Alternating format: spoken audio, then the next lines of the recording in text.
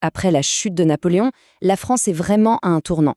C'est une période de turbulence assez folle où on a l'impression que deux France se font face. D'un côté, celle qui est née de la Révolution et de l'autre, celle qui rêve de l'Ancien Régime. Tout le pays doit en fait se poser la question de ce que c'est être une monarchie. Et c'est justement cette tension qui va définir toute cette période si particulière qu'on appelle la Restauration. Cette chanson, c'est celle des grognards, les fameux soldats de Napoléon, mais après la défaite. On est en 1815, juste après Waterloo. Ils rentrent au pays, et là, le choc, l'empire pour lequel ils se sont battus, eh bien, il n'existe plus. Ils n'ont plus de travail, plus de reconnaissance, leur monde s'est littéralement écroulé. Et c'est dans cette ambiance un peu lourde, mélange de nostalgie et de défaite, que notre histoire commence. Voilà le contexte. Napoléon est parti, exilé sur l'île d'Elbe. Et tout de suite, les grandes puissances européennes, je parle des Autrichiens, des Anglais, des Russes, des Prussiens, se disent « bon, il faut remettre un roi en France ».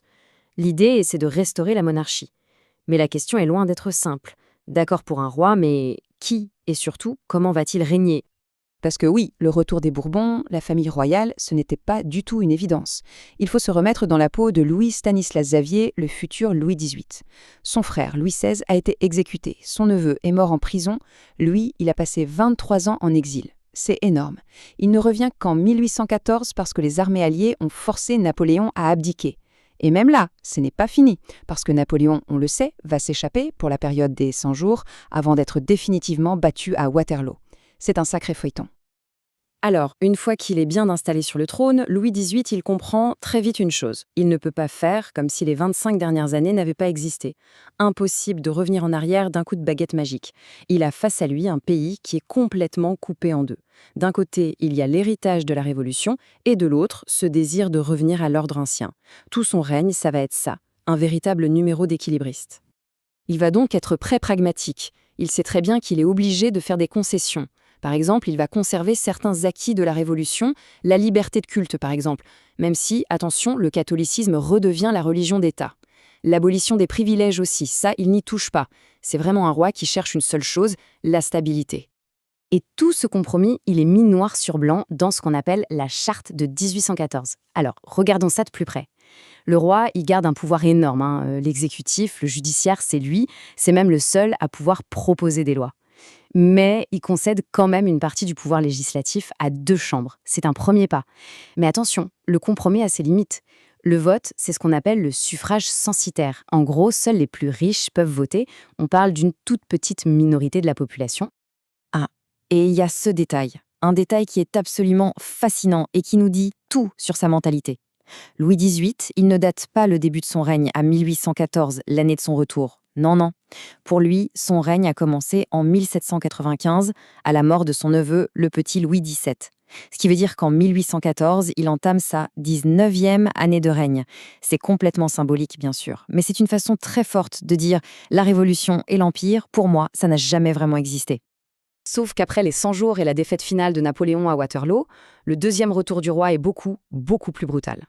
C'est là qu'on a ce qu'on appelle la terreur blanche. C'est une véritable vague de répression qui s'abat sur le pays. On organise des massacres contre tous ceux qui ont soutenu Napoléon.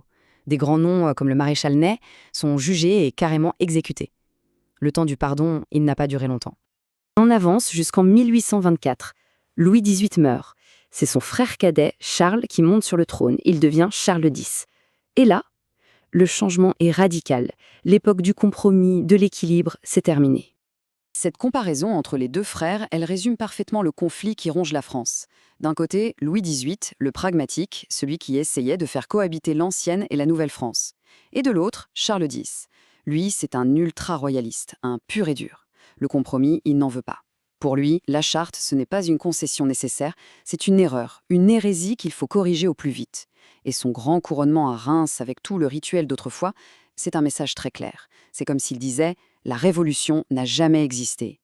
Et ses actions politiques, elles vont dans le même sens, sans aucune ambiguïté. Il fait voter une loi pour donner de l'argent aux nobles qui avaient fui pendant la Révolution, il renforce le pouvoir de l'Église, il lance même des opérations militaires à l'étranger, en Grèce ou à Alger, un peu pour redorer le blason et faire oublier les problèmes à l'intérieur du pays. Forcément, à force de tirer sur la corde, ça va casser. Les ambitions de Charles X, son rêve d'un retour à la monarchie absolue, tout ça va se heurter de plein fouet à la volonté d'une bonne partie de la population et de ses représentants. La collision, elle est inévitable. Et elle va être brutale. Le moment de la rupture, c'est juillet 1830. Il y a des élections et là, c'est une véritable claque pour le roi. L'opposition, les libéraux, ils obtiennent une majorité écrasante, 274 sièges. Ses partisans, eux, seulement 143. Pour un roi comme Charles X, ce résultat est tout simplement inacceptable. Sa réaction ne se fait pas attendre. C'est un véritable coup de force. Le 25 juillet, il sort 4 ordonnances. En fait, c'est une attaque directe contre la charte. Regardez. Il suspend la liberté de la presse. Il dissout la nouvelle Chambre des députés. Il change les règles du vote pour être sûr que ses opposants ne soient plus élus. Et il convoque de nouvelles élections. Là, c'est clairement la goutte d'eau qui fait déborder le vase. Et la réaction, elle est immédiate et violente. Pendant 3 jours, les 27, 28 et 29 juillet, Paris explose. C'est ce qu'on va appeler les Trois Glorieuses. Les ouvriers, les étudiants, même d'anciens soldats, tout le monde est dans la rue. On dresse des barricades. En très peu de temps, les insurgés prennent le contrôle des symboles du pouvoir, comme le palais des Tuileries ou le Louvre. Charles X, lui, est à Saint-Cloud. Il a complètement perdu la main et il est obligé de s'enfuir. En 3 jours, la monarchie a été balayée en 3 petits jours. Les députés se retrouvent avec une situation brûlante entre les mains. Il faut vite trouver une solution pour éviter le chaos total ou une nouvelle république qui fait peur à beaucoup de monde. Et le choix qu'ils vont faire va redéfinir en profondeur ce que signifie être roi en France. Alors, que font-ils? D'abord, ils mettent de côté l'héritier logique, le petit-fils de Charles X. Et à la place, ils vont chercher un cousin de la famille royale, le duc d'Orléans, qui s'appelle Louis-Philippe. Alors pourquoi lui? Eh bien parce qu'il a une réputation, on le voit comme quelqu'un de plus moderne, plus proche des idées de la Révolution de 1789. Et donc, le 9 août 1830, Louis-Philippe devient roi. Mais attention, il y a un détail capital, son titre. Ce n'est pas roi de France comme les autres avant lui, c'est roi des Français. Ça a l'air de rien, une simple préposition, mais en réalité, ça change absolument tout. Alors c'est quoi la différence? C'est vraiment le cœur de notre histoire. Le roi de France, c'était un roi de droit divin. Son pouvoir venait de Dieu. Il était le propriétaire, en quelque sorte, du royaume, du territoire. La fameuse phrase « l'État, c'est moi ». Le roi des Français, c'est complètement différent. Il ne représente plus un territoire, il représente un peuple. Son pouvoir ne vient plus de Dieu, mais de la nation. Il est roi, non pas par la grâce de Dieu, mais parce que les Français l'ont choisi. C'est un basculement total de la source du pouvoir. Cette révolution de 1830, eh bien, elle met fin à la période de la Restauration. Et elle ouvre un nouveau chapitre, la monarchie de Juillet. La nouvelle devise résume tout. Le roi règne par la grâce de Dieu et la volonté nationale. Le « et » est crucial. Ça veut dire que la souveraineté n'est plus seulement divine. Elle est aussi, et surtout, nationale. On se retrouve donc avec une situation inédite. Un roi qui est roi grâce à une révolution.